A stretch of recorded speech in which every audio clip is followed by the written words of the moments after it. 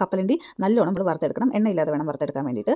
അപ്പം ഇത് എത്ര നല്ലോണം കപ്പലണ്ടി ചൂടാവുന്നു അത്ര നല്ലോണം ആ തോല് നമുക്ക് വിട്ട് കിട്ടും. ഇനി ഒരു കിച്ചൺ ടവലോ എന്നിട്ട് ഈ കപ്പലണ്ടി നമുക്ക് തോർത്തിലിങ്ങനെ കവർ ചെയ്തിട്ട് ഇത് നല്ലോണം ഒന്ന് സ്മാഷ് ചെയ്ത് കൊടുക്കാം.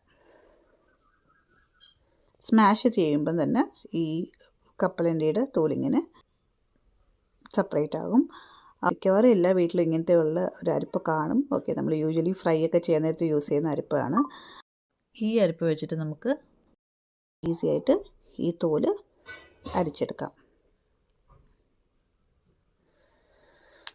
ഇത് എളുപ്പത്തിൽ ചെയ്യാൻ പറ്റുന്ന ഒരു ടിപ്പ് ആൻഡ് ട്രിക്കാണ്. എന്താണെന്ന് വെച്ചാൽ നമ്മുടെ അടുക്കള അഴുക്കും ആവത്തില്ല. എന്താണെന്ന് വെച്ചാൽ നമ്മൾ മിക്കവാറും ഈ കപ്പലണ്ടിയുടെ തോല് കളയാൻ വേണ്ടിയിട്ട് നമ്മൾ പാറ്റുമ്പോഴുണ്ടല്ലോ ഈ തോല് അവിടെ ഇവിടെയൊക്കെ ആയിട്ട് അടുക്കളയും വൃത്തികേടാവും അല്ലേ. അരിച്ചെടുക്കാം. ഇപ്പോൾ നമ്മൾ ഈ അരിച്ചെടുത്ത കപ്പലണ്ടിയിൽ